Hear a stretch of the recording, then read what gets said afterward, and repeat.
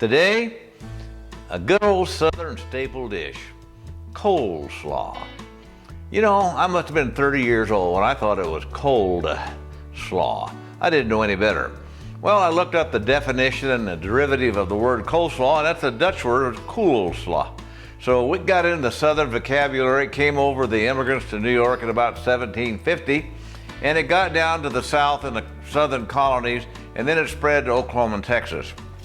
Coleslaw was a staple, especially at the Sunday dinner we always had, which was basically fried chicken or roast beef, but mostly it was fried chicken, and this became a great pairing with the fried chicken and a good old piece of Texas toast.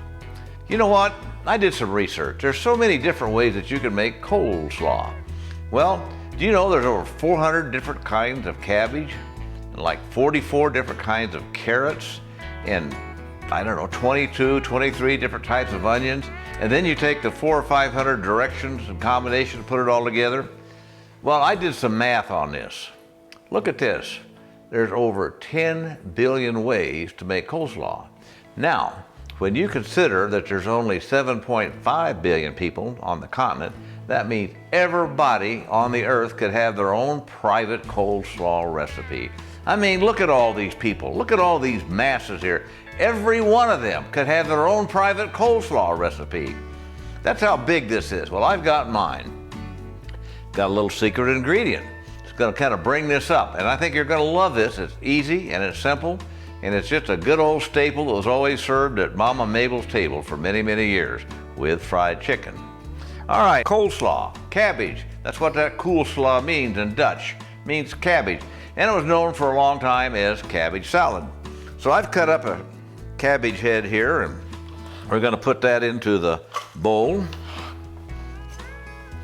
Okay, a little messy here. And notice that these cabbage chunks are nice big chunks. I like that much better than the smaller stuff that you put in a food processor. This is a white cabbage, pretty common. Here's the core, so you can see how I just cut it all off the core and then cut it into pieces like this. To the cabbage, we're going to add another coleslaw staple, carrots. Grated carrots, which you can do. To that, some craisins. A lot of people put other kinds of, you can put raisins in, or some people put pineapple in.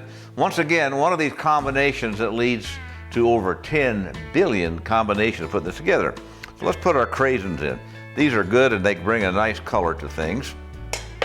To that, a fresh chopped apple with the skin on, which brings more color to all this. Got that in there. So before we do this now, we need to make up a little dressing here. And the dressing is really simple, it's delicious. You can buy your own, but everything here is fresh.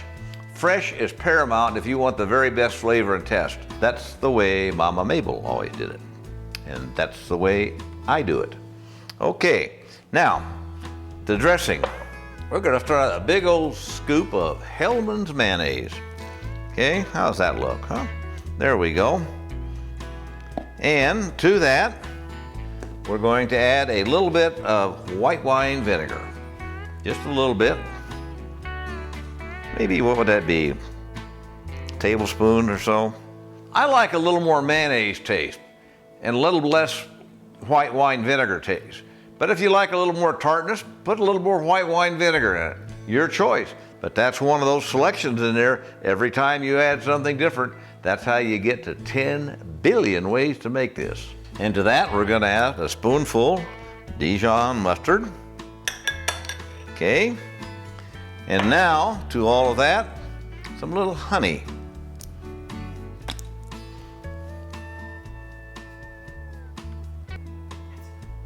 Yep, there you go. And now just a little touch of salt and pepper.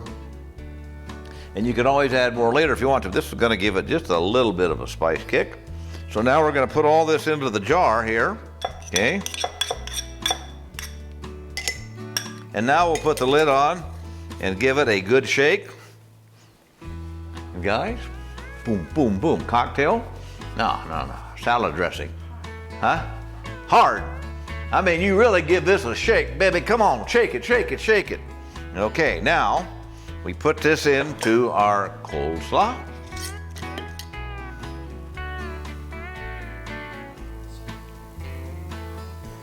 And now we're good to go. Get it all stirred up here. Oh, look at that, huh? And now, the secret ingredient that I told you about. Salted peanuts. You could put another kind of peanuts in, but salted peanuts are really gonna give this a kick and a nice little crunch. And you always put these in at the end, because if you don't, they'll get soggy. So in go the peanuts. And now we'll get those stirred in.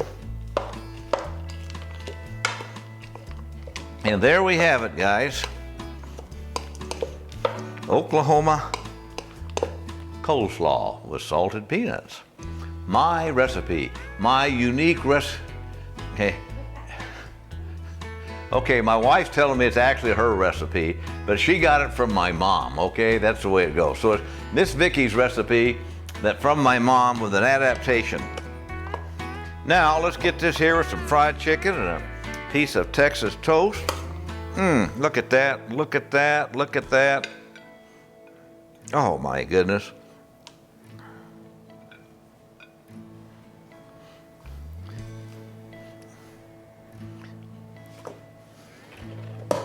Now guys, that's a helping of coleslaw right there. Texas toast, fried chicken, and good old Texas coleslaw with some salted peanuts. I promise you, you're gonna love this. Well, that's it for today. You know what I always say, clean kitchen is a happy kitchen. I think this is a pretty happy kitchen. See you next time. Bon appetit, adios, and yum yum.